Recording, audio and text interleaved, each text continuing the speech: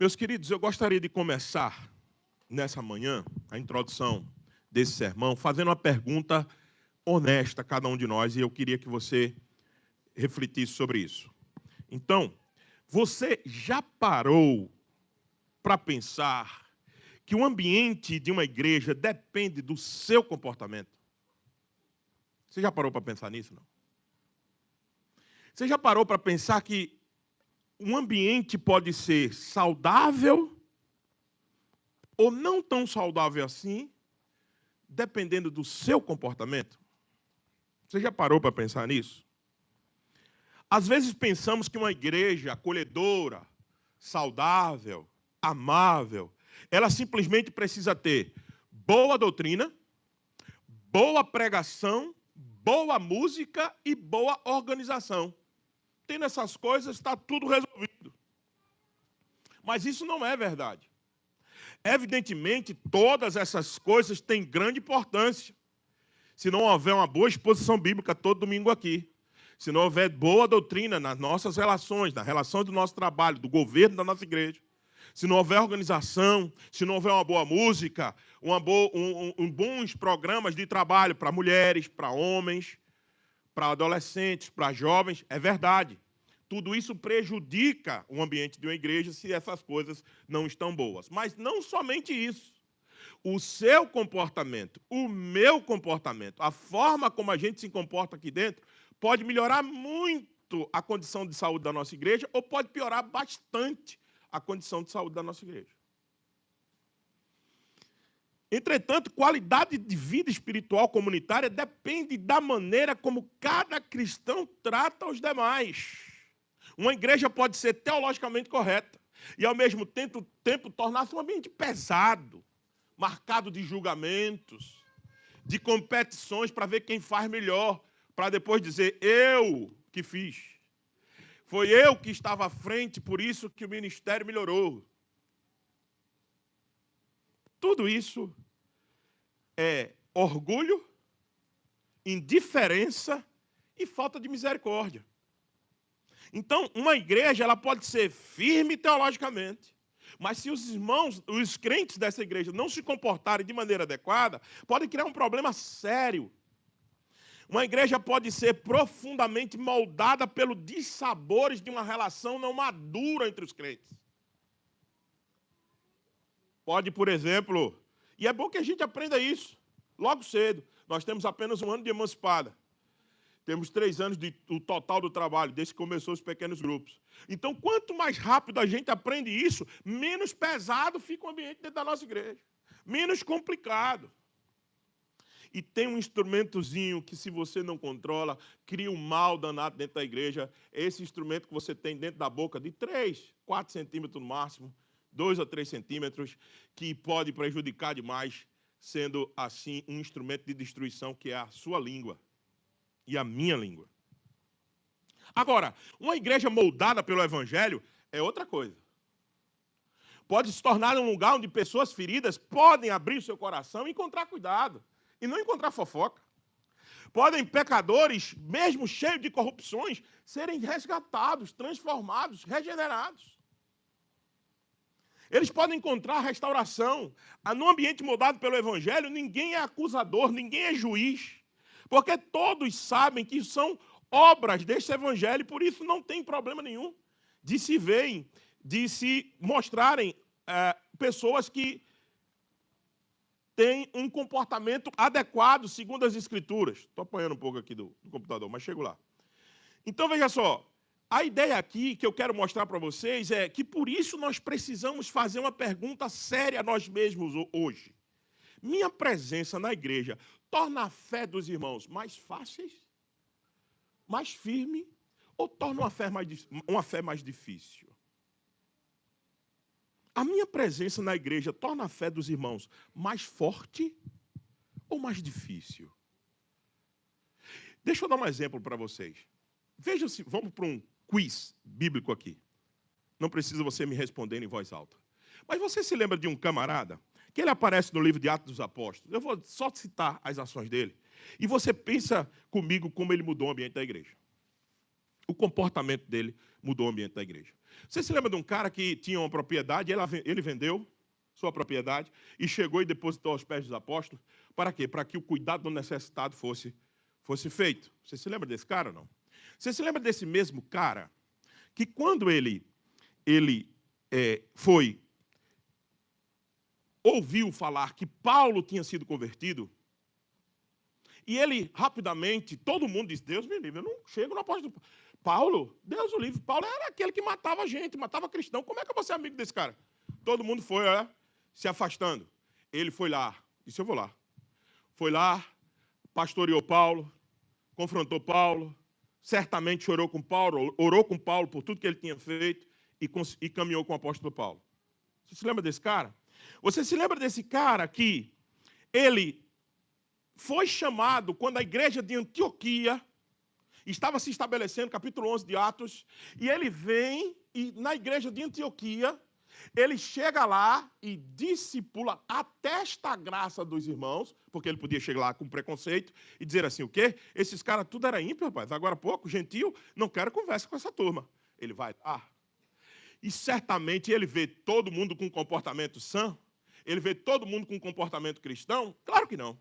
Ele vem em Antioquia, uma mistura danada, mas ele olha para a graça de Deus. Ele diz assim, eu vi que eles também receberam a graça do Senhor. E aí um episódio de crise também envolve essa pessoa que eu estou narrando aqui. Vocês se lembram que o apóstolo Paulo não queria João Marcos de jeito nenhum com ele. Paulo rejeitou Marcos. Lembra-se disso? E essa pessoa teve que resistir ao apóstolo Paulo dizendo, você está errado. Não é assim. Ele resiste, defende o irmão, defende a restauração do irmão, e o que acontece? No final da jornada do apóstolo Paulo, Paulo diz assim, me mande chamar João Marcos, porque ele é muito importante para mim. O texto mostra claramente que naquele momento, aquele irmão se comportou da maneira adequada. Esse irmão nunca destacou briga, nunca destacou pecado, ele só via graça, ele via esperança e ele via tamanha era a sua participação que ele via a esperança da restauração de todos aqueles que estavam com ele. Sabe qual é o nome desse irmão? Barnabé. Leia Atos 4, leia Atos 9, leia Atos 11. E leia Timóteo, final, apóstolo Paulo, capítulo 4 de Timóteo. E você vai perceber que tudo isso que eu estou dizendo está nas Escrituras. Então, esse é um tipo de comportamento de um crente espiritual e não de um crente carnal. Você sabia que tem crente carnal? Quem cunhou essa palavra foi o apóstolo Paulo, em 1 Coríntios, capítulo 3. Chamando os crentes de carnais, que eles não tinham experiência, eles não tinham maturidade, eles não controlavam a boca, eles falavam mais do que deviam, eles agiam menos e procuravam mais briga, mais confusão, mais competição. Isso é crente carnal. Agora, crente espiritual se comporta de outra maneira. Crente espiritual, ele tem um comportamento diferenciado. Quando alguém cai em pecado, ele encontra-se com essa pessoa para restaurar. Ele ora, ele chora, ele carrega os sofrimentos dos outros. Esse é o crente espiritual. Ele, quando alguém serve fielmente, ele apoia, ele não abre espaço para indiferença. Quando as pessoas entram em nossa comunidade, será que elas percebem aqui dentro de nós uma família espiritual de verdade? Ou apenas um grupo que se reúne semanalmente para ouvir uma boa palavra, cantar uns louvores, e na segunda-feira a gente vive como não pertencesse a esse corpo? Esse é o comportamento de um crente carnal. Mas um crente espiritual, não. Um crente espiritual, ele se comporta da maneira diferente. Por que eu estou cunhando esse tema? Por causa da carta de Gálatas. Tudo está ligado a essa carta do apóstolo Paulo aos Gálatas. Você já estudou Gálatas? Você vai saber, se você estudar, que era justamente o comportamento de crentes judaizantes que estavam no meio da igreja. Comportamento de crentes carnais. O que é crente judaizante? Aquelas práticas judaicas, eles queriam trazer para dentro da igreja. Não, esse cara não foi circuncidado, ele tem que circuncidar. Esse cara tem que usar o quipá. Na casa dele tem que ter aquele candelabro de 7 velas. Senão ele não é crente. Ele tem que se vestir da maneira adequada. Então era isso que estava acontecendo no meio dos Gálatas. E o apóstolo Paulo escreve essa carta com o teor de combater todo esse tipo de prática. Gálatas era assim: Cristo e mais alguma coisa. O evangelho e os comportamentos externos. Era assim que se comportava os Gálatas. Então veja, o apóstolo Paulo percebeu que esse ensino não era apenas uma questão secundária. Ele atingia o próprio coração do evangelho. Acrescentar obras humanas à obra de Cristo significa negar a suficiência da cruz. Quando você diz assim, é Cristo, mas as pessoas têm que se comportarem como eu quero. Certamente, você está acrescentando algo ao evangelho. Se todos professam Cristo, o comportamento vai melhorar a maneira que cada vez Cristo é mais visto em nós. Não é algo de fora para dentro. Não adianta eu dizer para vocês, venha assim, assim assado, vista essa roupa, nós vamos cantar esses louvores, se a coisa não é de dentro para fora. Só vai ficar estereotipado, só vai ficar por fora e não por dentro. A carta do apóstolo Paulo trata no primeiro capítulo e no segundo da defesa do evangelho que o apóstolo Paulo faz. No terceiro e quarto capítulo, há uma exposição doutrinária da justificação pela fé. E no capítulo 5 e 6, aí vem para a vida prática. E é aqui o nosso texto. Veja, nos capítulos finais, Paulo explica como a liberdade do evangelho deve ser vivida. A liberdade cristã não é liberdade para pecar, é liberdade para amar e servir. Veja o verso, abra sua Bíblia aí em Gálatas 5,13. Dê uma olhada, como está lá. Porque vós, irmãos, fostes chamados à liberdade, porém não useis da liberdade para dar ocasião à carne. Sedes antes servos uns dos outros pelo amor. Não deem a liberdade, vocês não foram chamados à liberdade, porém não useis da liberdade para dar ocasião à carne. Sede antes servos uns dos outros pelo amor. O apóstolo Paulo está preocupado com isso, que a gente não tem um comportamento apenas legalista, de julgar pessoas pela tua vara, pela minha régua, e dizer assim, se não comportar dessa maneira, está equivocado, está errado. Isso é a maneira que a gente se relaciona. A gente geralmente põe o nosso padrão no outro. Não, a gente tinha que pegar o padrão do evangelho e medir a mim e a você e a todo mundo. E é isso que o apóstolo Paulo está tentando fazer aqui. E aí, a relação entre o capítulo 5 e o capítulo 6. O capítulo 5 apresenta o conflito entre a carne e o espírito. Por isso que eu estou chamando de crentes carnais e crentes espirituais. O comportamento cristão dentro da igreja tem que ser um comportamento de crentes espirituais, que são guiados pelo Espírito Santo de Deus. O apóstolo Paulo traz essa briga entre a carne e o espírito no capítulo 5. Não nos deixamos possuir de vanglória, provocando uns aos outros, tendo inveja um dos outros. Isso é 5:26. Não, vou repetir de novo. Ouça, capítulo 5, verso 26. O último verso do capítulo 5, está aí na sua Bíblia. Não nos deixemos possuir de vanglória, ou seja, uma glória que é vã, a glória que você se enche dela, e não a de Cristo. Provocando uns aos outros, tendo inveja um dos outros. O apóstolo Paulo está preocupado com isso. Porque ele sabe que dentro daquela igreja tinha muito crentes carnais e a gente precisa se comportar de maneira adequada. A proposição desse sermão, a verdade central dessa passagem, é que uma igreja conduzida pelo Espírito Santo de Deus restaura os que caem, leva a carga um dos outros e persevera humildemente em fazer o bem.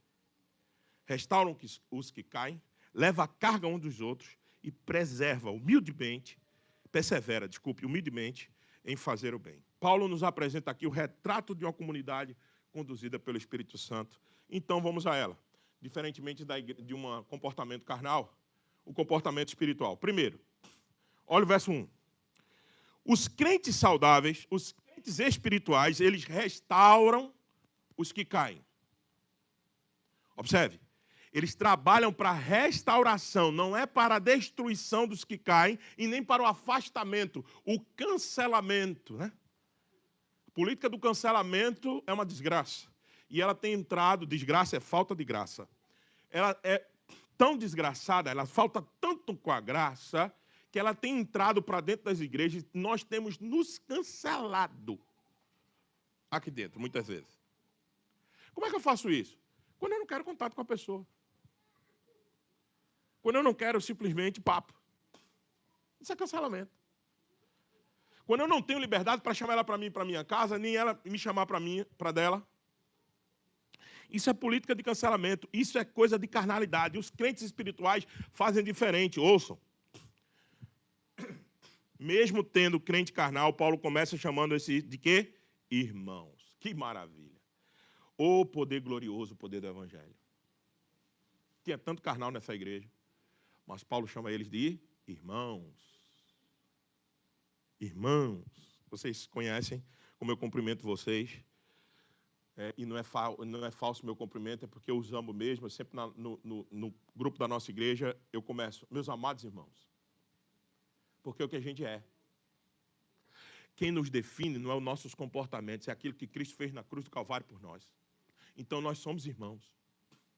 E nós não devíamos nos esquecer disso. Essa é a forma gloriosa que o apóstolo Paulo começa. Irmãos, se alguém for surpreendido em alguma falta, vós que sois espirituais, corrigi-o com espírito de brandura e guarda-te para que não sejais também tentado. Paulo começa com uma situação dolorosa, que todos nós caímos. Um irmão foi surpreendido em alguma falta. A expressão foi surpreendido pode transmitir a ideia de alguém alcançado ou apanhado por uma transgressão. Não significa necessariamente que o pecado aconteceu acidentalmente, mas descreve que alguém foi vencido por uma tentação. Será que todos nós não podemos ser vencidos por alguma tentação? Quem aqui está imune a isso? Quem aqui pode dizer assim, eu não faço isso? E o apóstolo Paulo chama de irmãos. Por quê? Porque o pecado é muito sério. Mas os pecados não podem separar aquilo que Cristo uniu na cruz. Nós somos irmãos. Nossos pecados não podem nos afastar uns dos outros. Nossos pecados não é o motivo pelo qual a gente se afasta. Porque nós já fomos unidos em Cristo Jesus. Isso é que a gente tem que entender definitivamente. Por isso que Paulo chama de irmãos. Veja, o objetivo daqueles que foram apanhados em falta não é expulsá-los. É o que, segundo o texto? Como é que está o verso 1 da sua Bíblia? Fazer o quê? Afastá-los? Mandar embora? Não. Corrigi-o com espírito de brandura. Alguém foi pego em uma situação. Qual é o nosso comportamento em relação a essa situação? Nós precisamos tratar o faltoso. Essa imagem é muito significativa. Quando um osso sai do lugar, o médico não ignora o problema, mas também não destrói o membro. Uma fratura exposta, aí, não, está exposto, está muito ruim, desalinhou o pé, não tem como andar, vamos cortar e jogar fora. É assim que se faz? Não se trabalha para a restauração do membro. Imagine que um pé está doente, porque ele está incomodando, a gente agora resolva cortar e lançar fora. Imagine que uma mão está criando muito problema para nós, ela está inchada, ela não consegue levar comida à boca, aí por causa disso, você não serve, corta e joga fora. Não, isso não existe. E nós fomos chamados para ser igual ao corpo, que funciona organicamente, cada um dentro da sua função, e aí, consequentemente, todos vão se fortalecendo. Se uma mão não pode andar, não pode levar comida à boca, a outra leva e a outra põe remédio na mão ferida. Se um pé está desalinhado, o outro leva, a gente usa uma muleta, até o outro corrigir. Por quê? Porque amanhã pode ser que a outra mão esteja doente e essa que foi restaurada vai fazer a mesma coisa. Pode ser que o outro lado do pé esteja doente e o pé que foi restaurado vai fazer a mesma coisa. Então não é para jogar fora, é para corrigir. O verbo aqui é aquele verbo alinhar. E Jesus ensinou isso. Se teu irmão pecar contra ti, vai arguir entre ele e ti só. Se ele te ouvir, ganhaste teu irmão. Por isso que nessa igreja a gente repete o mantra de Mateus 18. Da boca do pastor de vocês sai toda hora. Mateus 18, Mateus 18, Mateus 18, e pouca gente pratica. A maioria dos nossos problemas, 99% dos nossos problemas teriam acabado se alguém praticar Mateus 18. Se teu irmão pecar, vai até ele, não vai para outro. Não vai para outro, não espalha no meio da igreja. Vai até ele, trata entre ele e ti só. Se ele te ouvir, ganhaste o teu irmão. Qual é o objetivo? Ganhar o irmão. Ah, pastor, mas eu tenho medo da reação dos meus irmãos. Meus irmãos, se nós temos medo da reação daqueles que professam Cristo como seu Salvador, que está aqui dentro com a gente todo domingo, toda semana, a gente tem medo de conversar com esses irmãos? Então, a gente não acredita no poder do Evangelho, desculpe.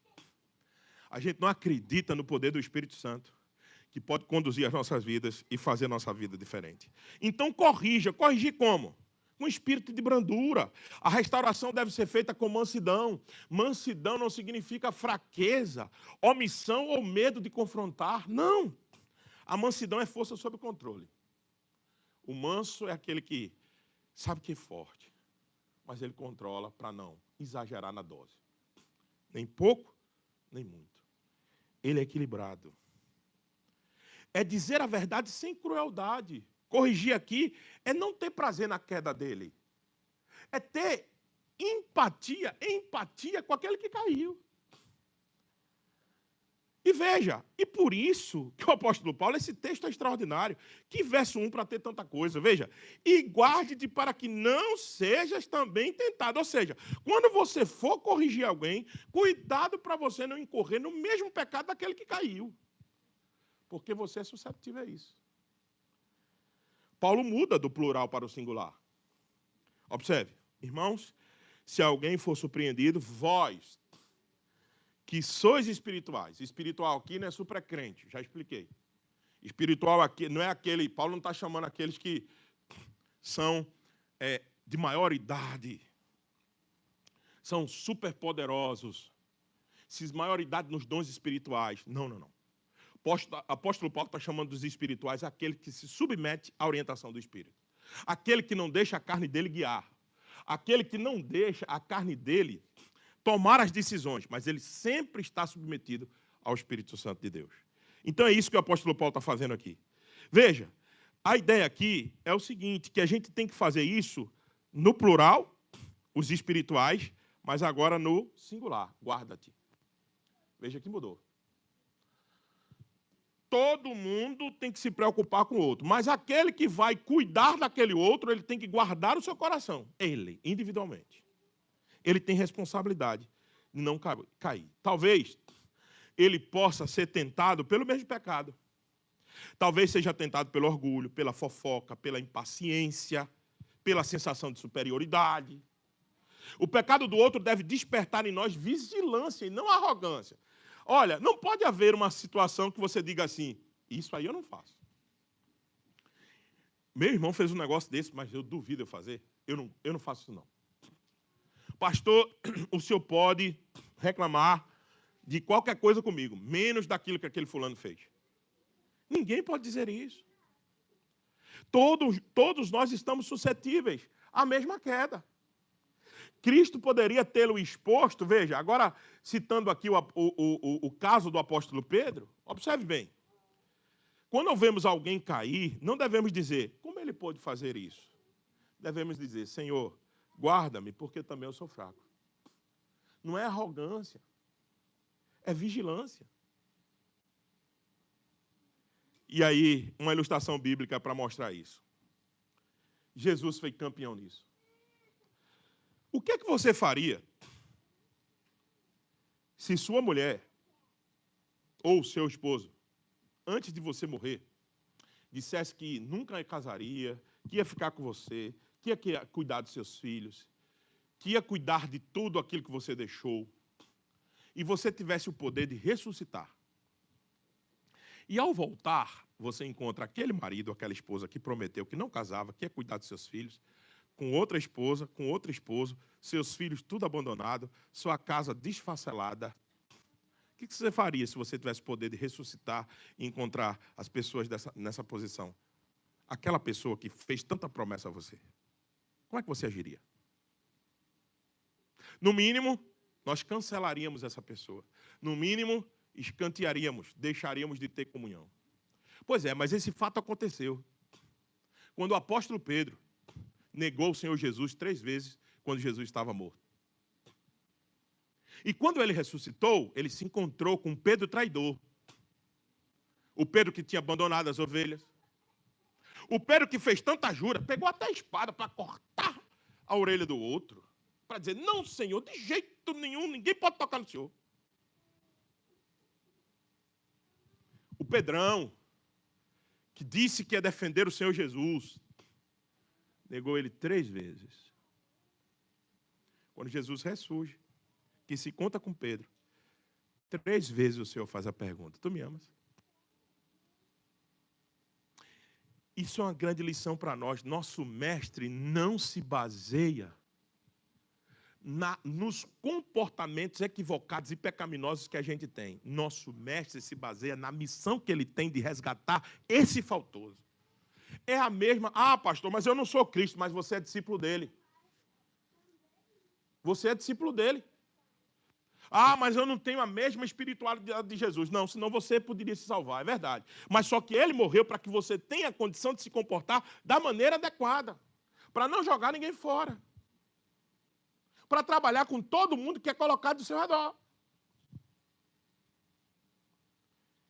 Por isso que a gente diz, aqui ninguém joga ninguém fora.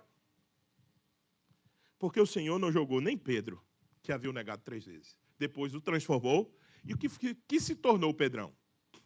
Um grande pastor. Pastor de ovelhas.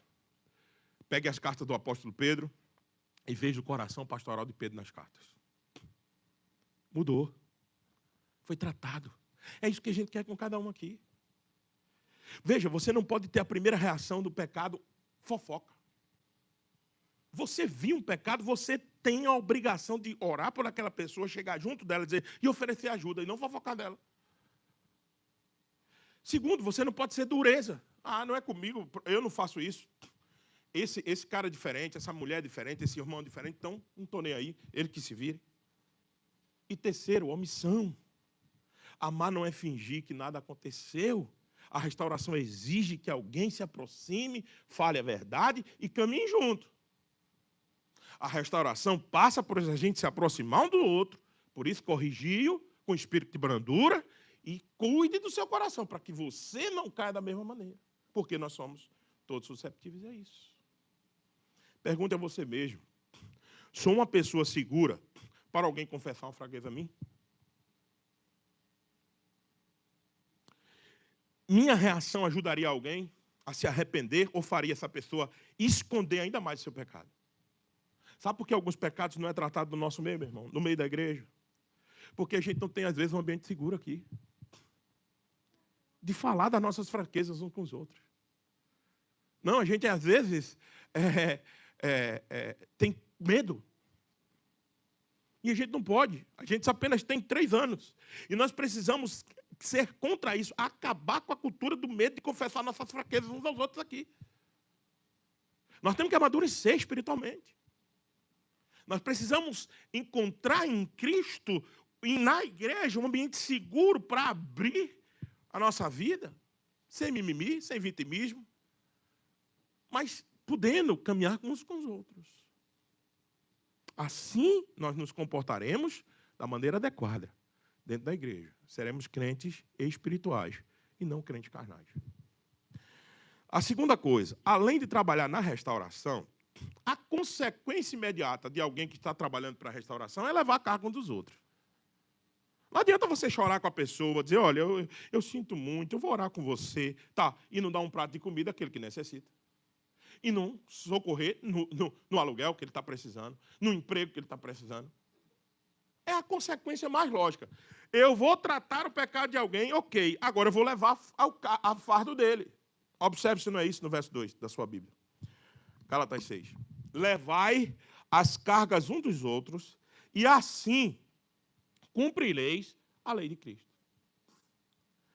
Depois de falar de restauração do pecador, Paulo agora amplia o princípio, levar as cargas uns dos outros.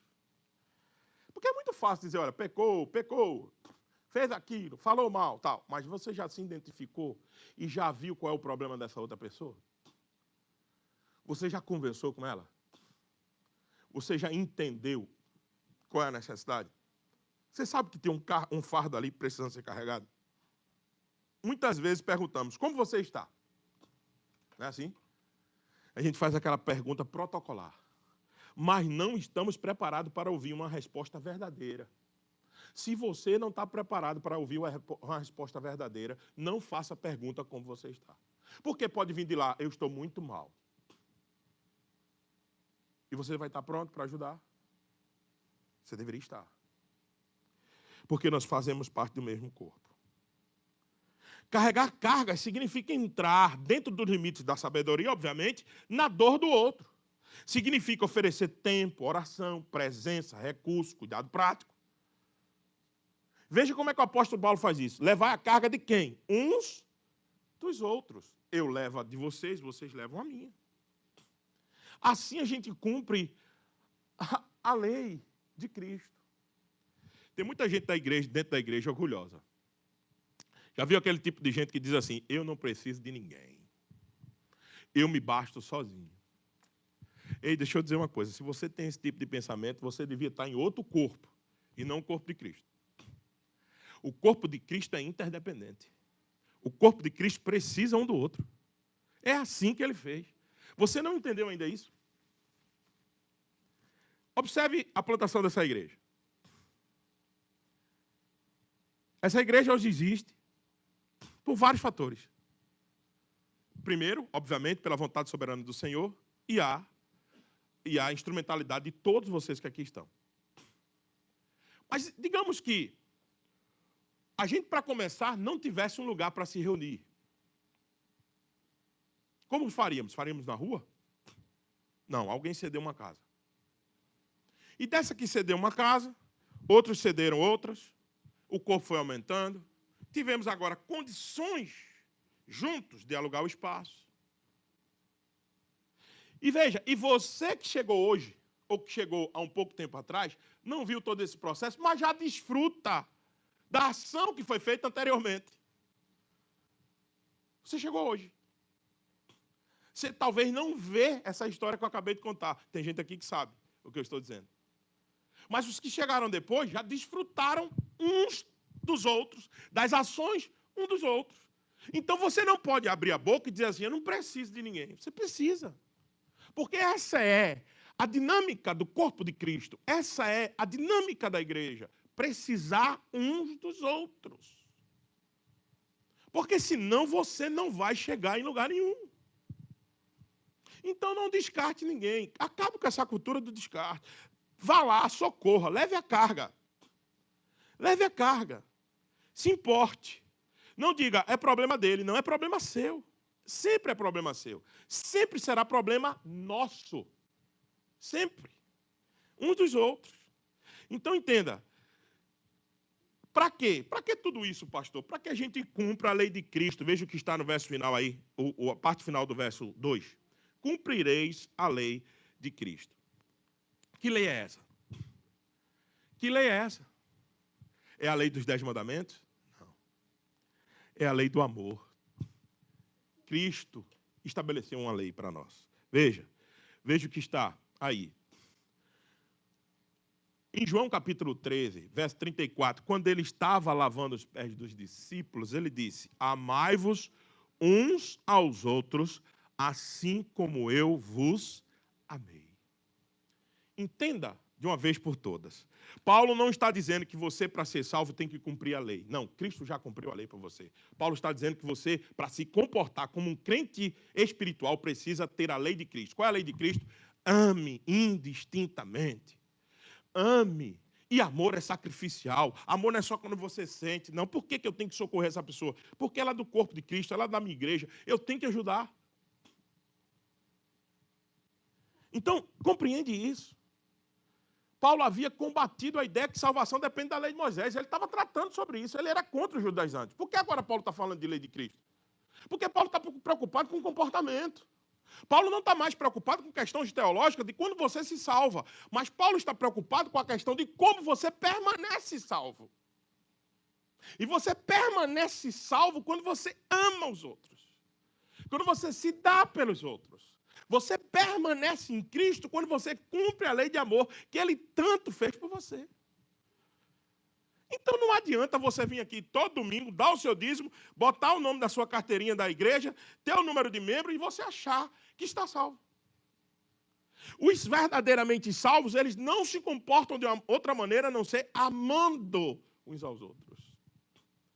Porque eles cumprem a lei de Cristo. Eles estão preocupados uns com os outros, meus irmãos.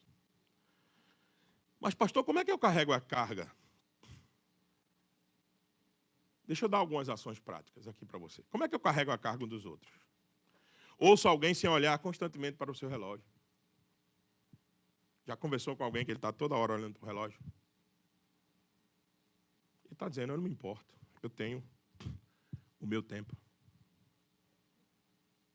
Olhando para o celular toda hora.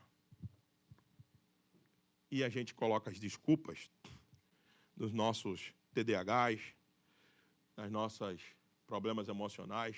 Não é problema de coração.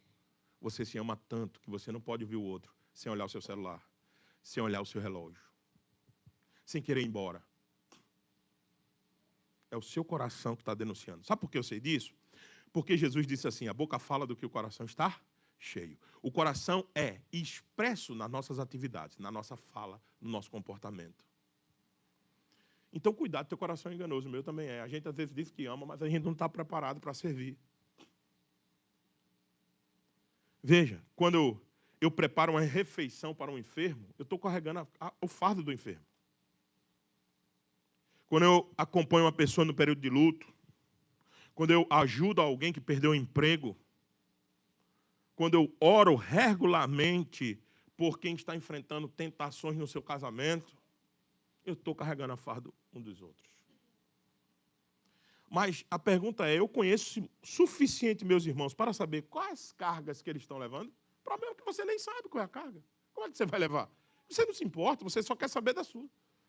Você nunca conversou com ninguém aqui intencionalmente para dizer assim, meu irmão, como é que eu posso orar por ti?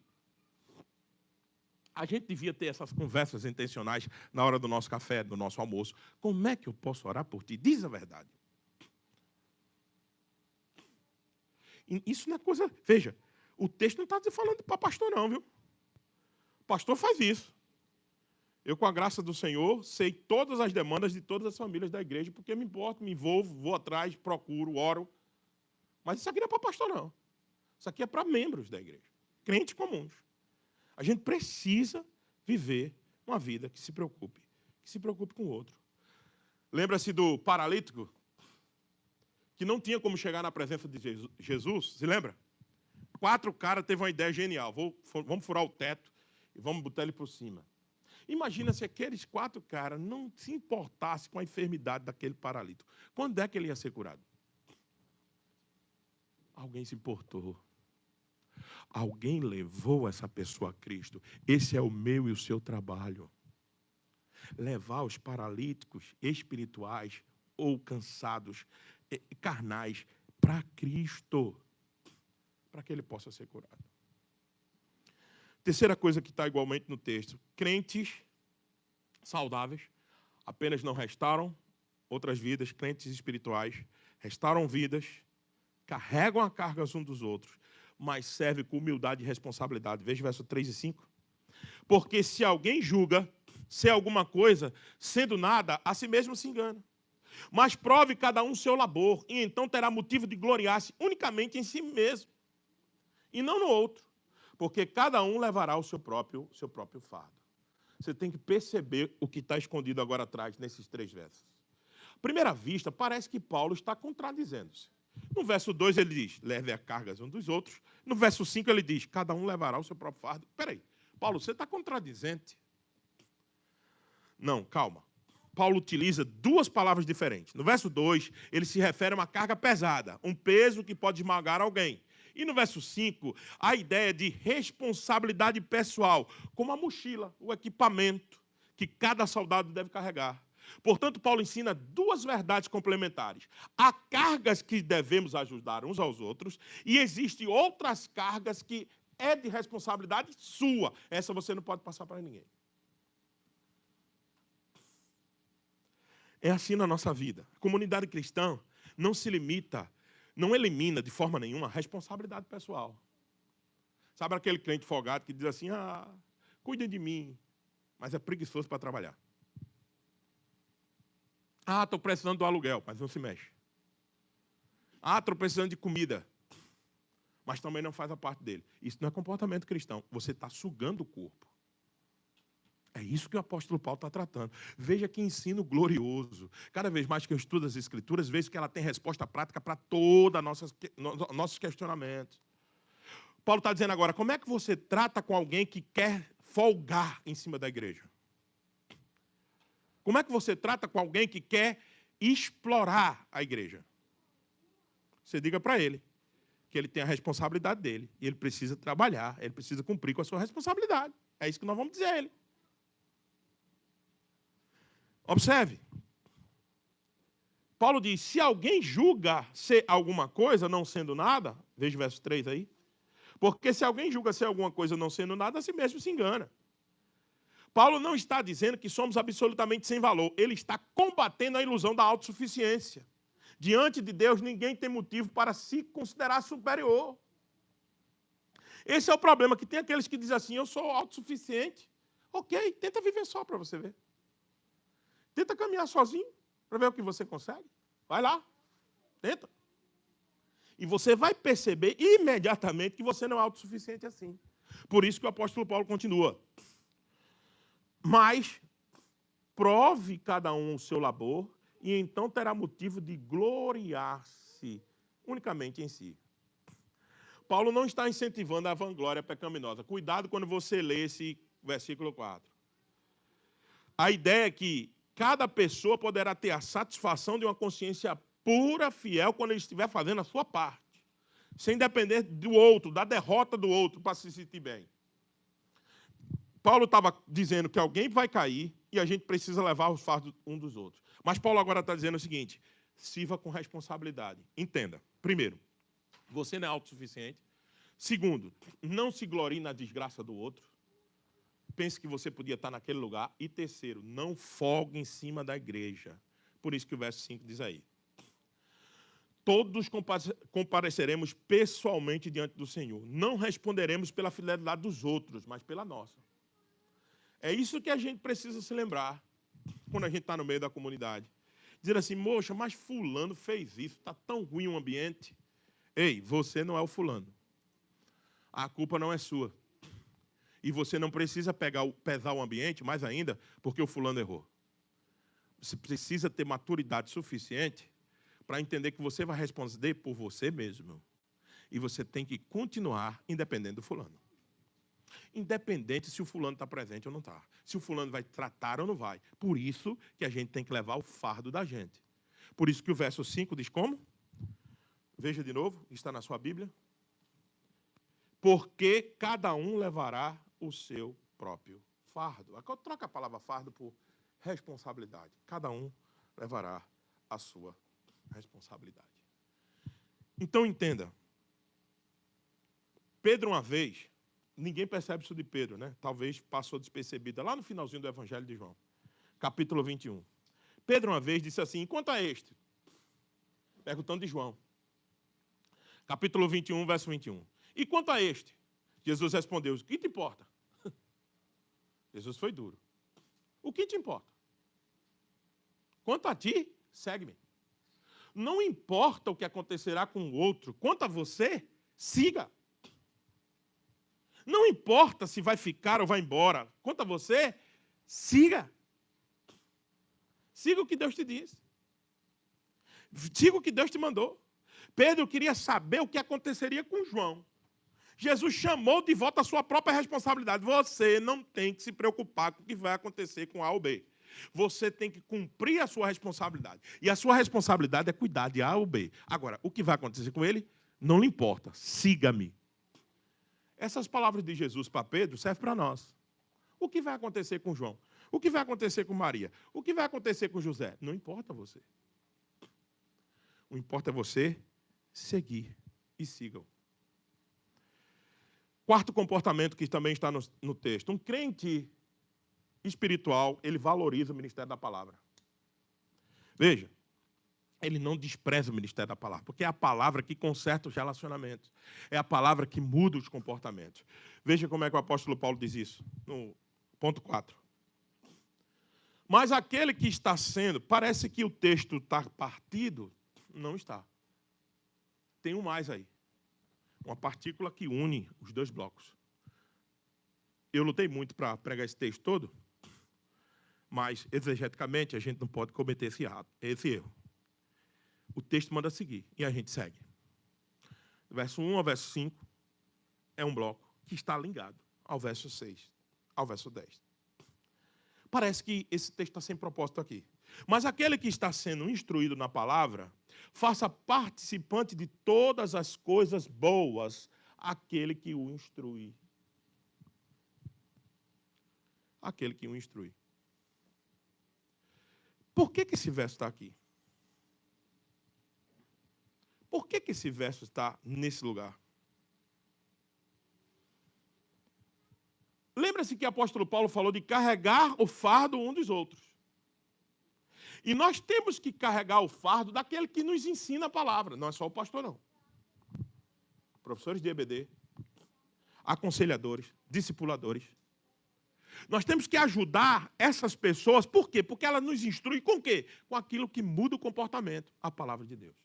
Quem muda comportamento não é você apenas. Fica lá na campanha de Daniel, orando 11 meses, 21 dias. Essas coisas são boas, oração é muito bom. Mas o que muda comportamento é quando a gente se coloca, como nós estamos sendo colocados hoje pela manhã, no espelho da palavra. E a gente olha para Gálatas 6 e vê qual o comportamento de uma vida cristã saudável. Aí você diz assim, poxa, eu preciso melhorar. Então é por isso que o apóstolo Paulo colocou os da palavra aqui. Para que a gente entenda que a gente precisa carregar aqueles que se afadigam na palavra. Veja, aquele que recebe instrução deve compartilhar todas as coisas boas com aquele que ensina. Isso certamente inclui sustento material. O princípio aparece em outras cartas do apóstolo Paulo, assim como ordenou também o Senhor, os que pregam o evangelho, que vivam do evangelho. 1 Coríntios, capítulo 9, verso 14. Entretanto, a expressão pode incluir um espírito muito mais amplo de parceria, de gratidão, de participação. Porque o ministério da palavra não é uma atividade isolada do pastor. É uma atividade de todos aqueles que se envolvem em compartilhar a palavra de Deus. Os que ensinam, outros sustentam, uns pregam, outros oram, um dedica tempo ao estudo, outros criam condições para o estudo. Vamos investir em gente que quer estudar, para que a palavra vá mais longe. Parece que esse verso está totalmente despropositado aqui, sem nenhum sentido. Não, senhor. Paulo está dizendo o seguinte, sabe o que corrige vocês? Sabe o que torna vocês mais espiritual? Quando a palavra está sendo ensinada do meio de vocês. Então, valoriza quem está ensinando a palavra. Valoriza quem tem comprometimento com a palavra. Valoriza, dá tudo que é bom para ele viver bem. Não explorando vocês, não é esse o ponto. Mas que eles vivam bem a ponto de que suas mentes estejam tranquilas para se afadigar no estudo da palavra. Por isso que o apóstolo Paulo coloca aqui. Você, meu Deus, que sem propósito esse negócio de sustentar alguém que se afadiga na palavra. Veja o verso 6 de novo. Mas aquele que está sendo instruído na palavra, faça participante, ou seja, participe todas as coisas boas com aquele que o instrui. Você diz assim, Paulo mudou o assunto. Não mudou. Sabe o que é isso? Carregar fardo um dos outros. Vocês me dão aquele material que eu preciso e eu devolvo. Palavra. É uma troca justa, não? E Paulo continua. Mais uma característica. Primeiro, não esqueça. Aqueles que são crentes espirituais, eles restauram as pessoas. Eles levam o fardo das pessoas. Eles servem com responsabilidade e eles cuidam daquele do ministério da palavra. Mas eles fazem outra coisa. 5.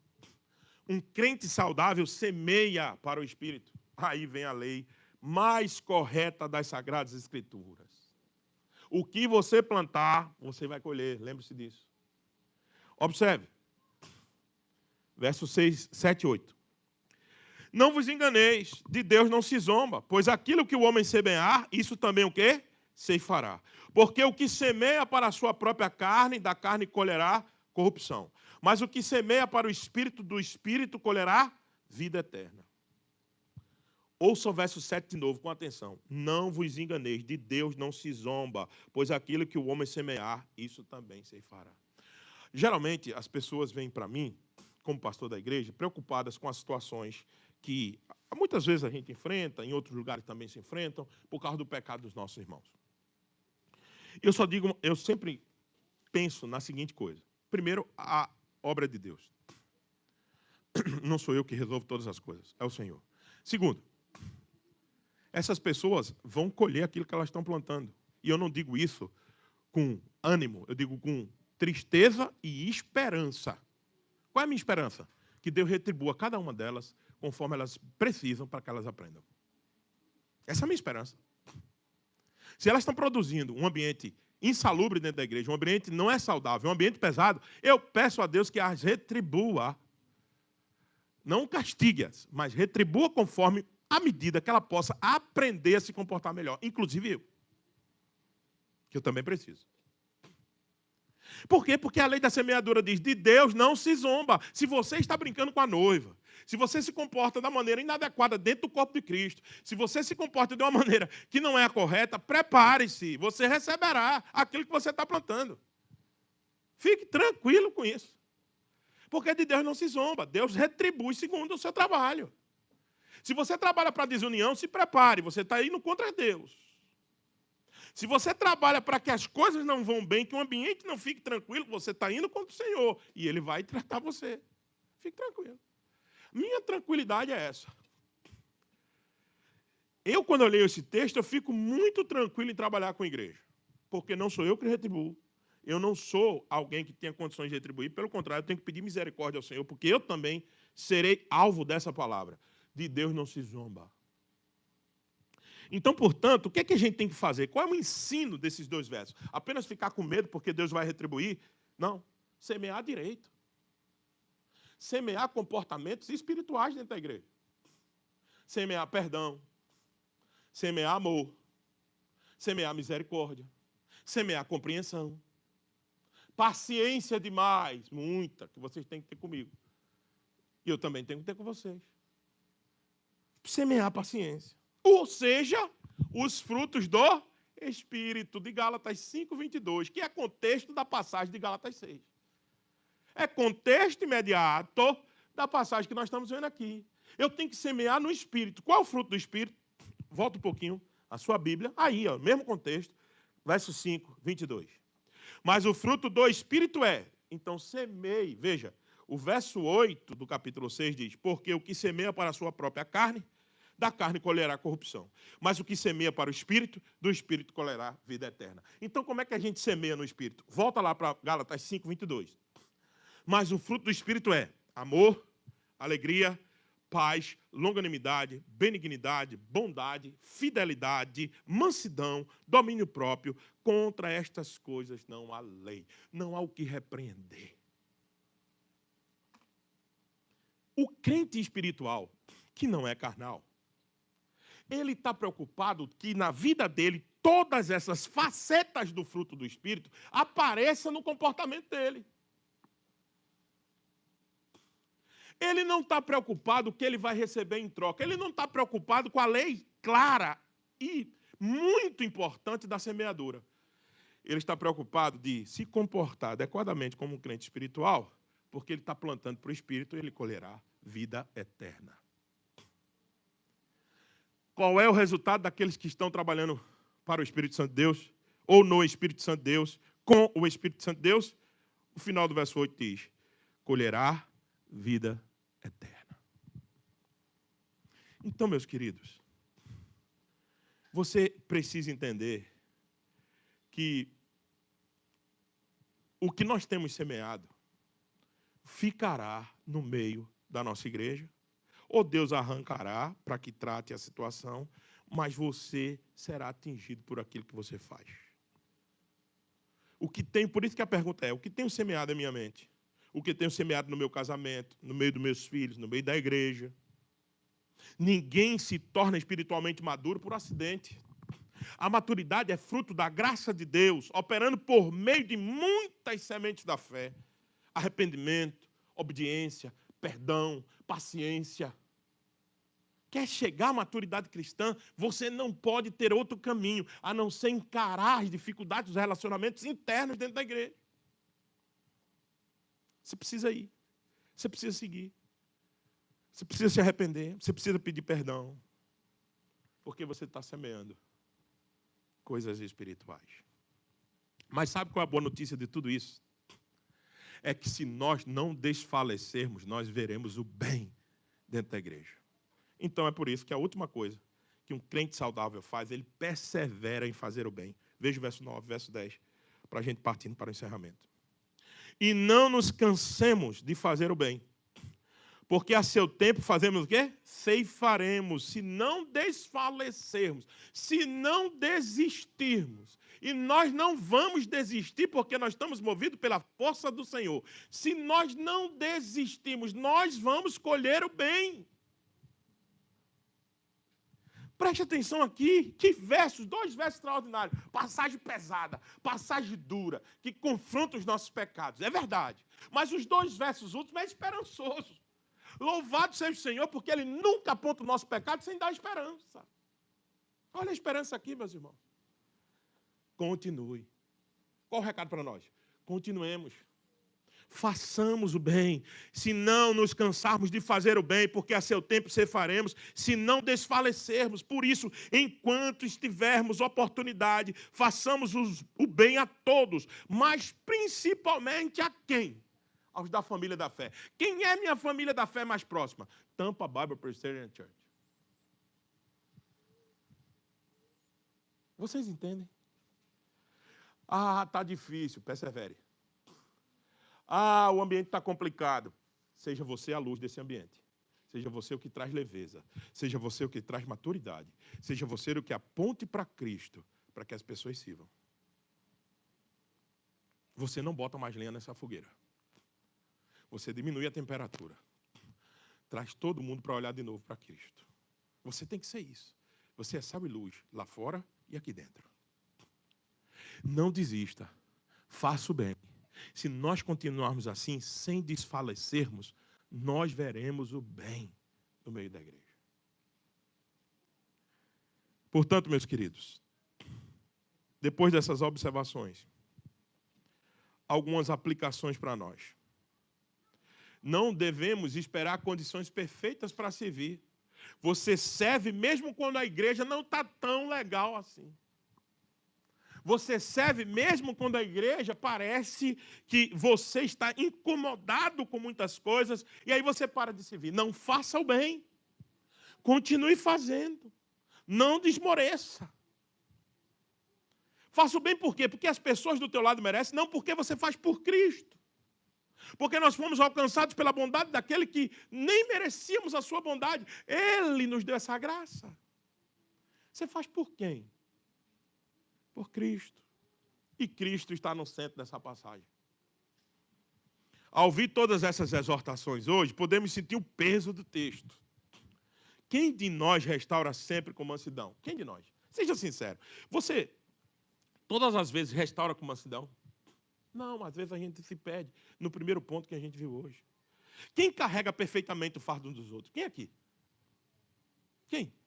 Às vezes está com tanto fardo de, pelo amor de Deus, pastor, não estou aguentando nem carregar o meu, vou carregar o dos outros. É ou não é? A gente diz assim. Quem de nós está livre do orgulho a ponto de transferir a nossa responsabilidade para o outro? É o terceiro ponto. Quem verdadeiramente de nós está preocupado com aqueles que se afadigam do ministério da palavra? Quem? Quem está preocupado, por exemplo, de quais são as necessidades que o pastor está enfrentando, que os professores de escola dominical estão enfrentando, os conselheiros estão enfrentando, os mestres da igreja? Quem de nós estamos verdadeiramente preocupados com isso? Quem de nós está semeando toda hora para o Espírito? Quem de nós não tem uma carnalidadezinha que às vezes a gente vomita dentro da igreja ou se comporta dentro da igreja? Quem de nós? Quem? Então o texto é pesado. O texto é para confrontar o nosso pecado mesmo. Todos nós estamos envolvidos nesse texto. Agora, e quem aqui nunca se cansou de fazer o bem? Às vezes você está fazendo o bem, faz o bem, faz o bem, faz o bem, e só recebe patada, só recebe patada, só recebe... Você desiste de fazer. Quem aqui nunca passou por isso? Todos nós. Agora, por isso não podemos viver Gálatas 6 apenas na força da nossa vontade. A partir de agora eu vou ser diferente, eu vou ter mais paciência com os outros, eu vou lá e vou conseguir. Esse não é o caminho. Dependemos inteiramente daquele que fez tudo isso. Daquele que corrigiu com brandura, daquele que serviu com responsabilidade, daquele que valorizou o ministério da palavra, tanto ele era a palavra encarnada, aquele que não desistiu de fazer o bem quando recebeu sua pancada, aquele que verdadeiramente supriu e carregou o fardo um dos outros, inclusive o nosso fardo, aquele que perseverou até o dia final fazendo tudo que era bom. É nele, no Senhor Jesus Cristo, o nosso Rei, o nosso Redentor, o nosso Salvador. É nele que nós vamos conseguir nos comportar de maneira adequada dentro da igreja. Somente nele. E nenhum outro. Você não é suficiente para mudar o seu comportamento. Você depende de Cristo. Você depende inteiramente do Espírito Santo de Deus, habitando na sua vida e fazendo você cada vez mais parecido com Ele. Então busquemos, confessemos a Ele, nos joguemos aos seus pés e dizemos ao nosso Senhor: Pai, ajuda-nos, ajuda-nos. O Senhor já carregou sobre si as nossas enfermidades e as nossas dores. Então, por favor, Senhor, ajuda-nos. O Senhor já carregou no seu corpo, sobre o madeiro, os nossos pecados. Então, nos ajude. Ele não ficou distante da nossa miséria. Ele nos aproximou. Ele se aproximou. Ele tomou a nossa natureza. Ele sabe o que é o nosso sofrimento. Ele levou sobre si todos os nossos pecados. Ele é o verdadeiro restaurador da nossa vida. Se você está caindo em algum desses pecados que hoje nós ficamos no espelho vendo, lembre-se, meu amado irmão, há esperança de mudança para você e para mim também. Nele há. E a pergunta é para todos nós que somos Tampa BPC: que tipo de igreja queremos ser? Uma igreja onde as pessoas escondem suas lutas por medo de julgamento? Uma igreja de faz de conta? Uma igreja onde cada um cuida apenas de si mesmo e os outros que se danem? Uma igreja onde o orgulho, a comparação e a indiferença torna a caminhada mais pesada? Ou queremos ser uma igreja onde os que caem são restaurados, os cansados são ajudados e a palavra é valorizada? E o bem é praticado e ninguém precisa caminhar sozinho. Eu prefiro essa igreja. Eu quero ser essa igreja. Essa igreja não será construída apenas em torno de programa. Ela será construída quando cada um de nós andarmos no Espírito e não na carnalidade. Quando eu me preocupar com o comportamento aqui dentro, ao ponto de não pesar o clima. De tornar tudo mais leve. Isso é feito com muita oração. E sem desistir de fazermos o bem. Portanto, vamos atrás do cansado, vamos atrás do desanimado, vamos atrás daqueles que nunca mais estiveram conosco, vamos buscá-los. Vamos atrás de mais gente que precisa do Evangelho. Vamos atrás de evangelizar pessoas que carecem de Jesus. Tampa tem se tornado uma das cidades de maior procura do imigrante brasileiro. Você sabia disso ou não? Recentemente, pesquisas apontam que o destino das pessoas do Brasil tem sido mais Tampa, começou a ter números proporcionais, melhores não, mas iguais ao de Orlando, para você ter uma ideia. Então vai chegar gente aqui que precisa do Evangelho. E nós temos que estar prontos aqui para pregar o Evangelho para essas pessoas. Isso aqui pode ser ainda, e eu acredito nisso, isso pode ser uma grande igreja, não só no sentido de número, mas de relevância. Nós podemos plantar outras igrejas, abraçar pessoas, e é isso que a gente quer ser. Se corrigirmos a rota agora, ainda há tempo. Só apenas um ano de emancipados. Amanhã completaremos um ano de emancipação. Sabia disso? 20 de julho de 2025, nós éramos emancipados, 20 de julho de 2026, nosso primeiro ano. Foi quando os nossos presbíteros e diáconos foram empossados aqui na igreja. 20 de julho, amanhã faz um ano. Então, agora é hora de corrigir a rota. Vamos para mais um ano juntos, de muitas bênçãos da parte do Senhor. Não tenho dúvida, o Deus que nos chamou, que nos plantou aqui, é um Deus que vai cuidar da nossa igreja e vai fazê-la crescer para a glória e o louvor do nome dele. Simbora, vamos juntos. Juntos podemos mais. Juntos somos mais fortes.